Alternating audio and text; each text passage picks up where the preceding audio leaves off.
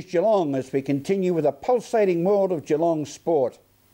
The 390-metre sand and clay mixed racing track at Avalon Raceway was again affected by rain, with the last meeting being called off only after 2 races. But the all-important news is that this Saturday night it's on again with the Beasley Memorial, Round 1 of the Action Series and Round 1 of the VWSA Super Series. Here's a taste of what you can expect from the Speedway action. Time of the new season, we're set to go. Oh, Ando bounces his way into turn 1. Yellows will come on, Kurt Luttrell. So this time down into turn number 1. Look at Robbie Farr slide through on Ryan Farrell. That's deep in the field as Ando also at the tail of the field in the 37. So Milburn is motoring.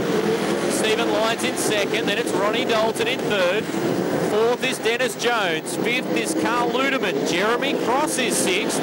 And 7th is Jack Lee in the 25, but not for long as Lacey picks up a position on Jack Lee. A lot of interest centres around that 7th spot.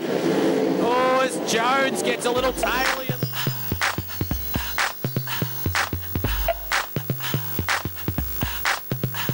Former top VFL and AFL field umpire Glenn James was a special guest speaker at the Geelong and District Coaches Association annual dinner recently. And News Geelong caught up with a Geelong favourite on the night. Glenn James, welcome to Geelong, Glenn. Thanks very much. It's a pleasure to be here. I've been really looking forward to it since John Edsel approached me to be here, and I've really looked forward to it, and I'm excited to be here among so many football people because I love the game of footy.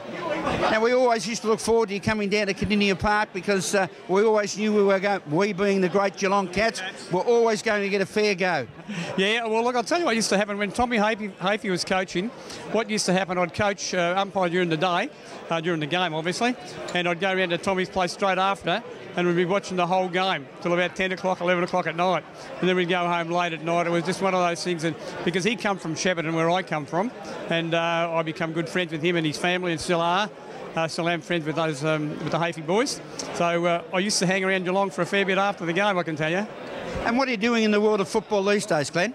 Not a great deal. I'm involved with 4AAA from Brisbane. It's an Indigenous station, and I do special comms on probably 10 or 15 games for the year. And our coverage goes from Brisbane across to Broome, the top end of Australia, and all the Indigenous community stations in the outback, and plus 20 access stations in Southeast Asia. So we've got a fair coverage. We're not into the cities yet, but maybe next year. We're going into Sydney next year.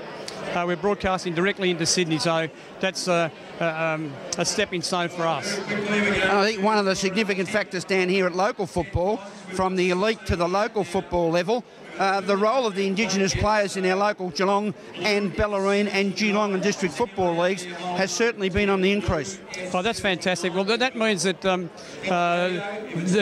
influx of those guys has been a direct run-off from the guys who are actually playing league football, setting the example to their fellow younger guys, and that's terrific to hear that.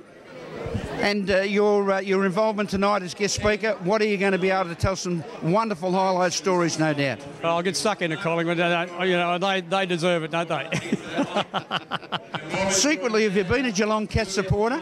No, I haven't, but my brother is. My brother is a chronic cat supporter. He's got diabetes real bad, but he finds the energy to come down to Geelong every home game from Shepparton. So it's a fair effort. And he's been over the moon the last 3 years. And grassroots football continues to grow well. Must be pleasing. Yeah, it's just terrific. Like it was mentioned before by Peter, that there are many people involved in football, and it brings people together. And it brings people together who really aren't involved in it, but because they're involved with someone who is involved, it means that they are included in the family, might we say. Thank you, Glenn. It's always nice to speak with nice people. The Geelong Greyhound Racing Club Super Centre continues to draw the crowds as we take a look at 2 major races from the last meeting.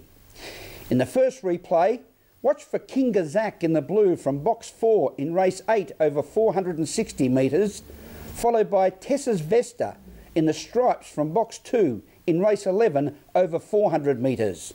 The lure is moving. Right on. Racing Katsita slow to begin, jumping pretty well there. Hafren Bale and King Fox out wide is going quickly, followed by Jason Bale. In behind them there came Magic Dasher on the outside. They were followed then by Katsitas to the outside fourth. About 5 off the lead. Racing well back there is King Isaac second last up to the bend, and Doc's Disciple at the tail into the straight there, right across the track now. Down on the inside, Jason Bale getting up on the inside. King Isaac's flying. King Isaac will get through and win it. Second spot will go to Lepipi, followed by King Fox, and then came Jason Bale and Casitas, followed then by Doc's Disciple and Magic Dasher, one of the last.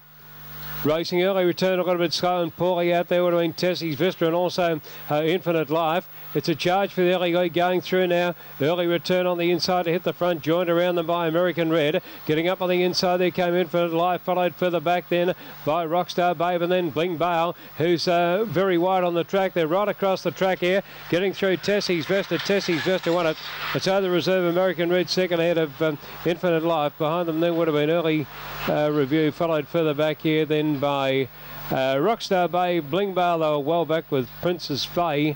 And now the weather scene for Geelong and the Surf Coast with our own scintillating Sophie Miller.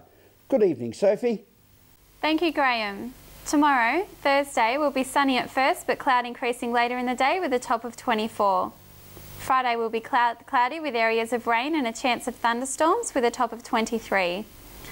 Starting off the weekend, Saturday will continue to be partly cloudy with isolated showers and a top of 18. Sunday will be partly cloudy with isolated showers and a top of 18. Monday will start the new week being partly cloudy with a top of 19, while Tuesday will see a partly cloudy day with isolated showers and a top of 19. Today was cloudy, clearing to a mainly sunny day with a top of 20 and a high UV index of 7. So hope you've avoided the sun and used the slip, slop, slap. That's the weather outlook for Geelong and the Surf Coast this Wednesday evening. So see you again on Friday, and it's back to you, Graham. Thank you for joining us on News Geelong. To all the staff at the Eastbrook Medical Clinic in Belmont, take your time and smell the flowers. From all the team at News Geelong, have a very pleasant evening and a very good night.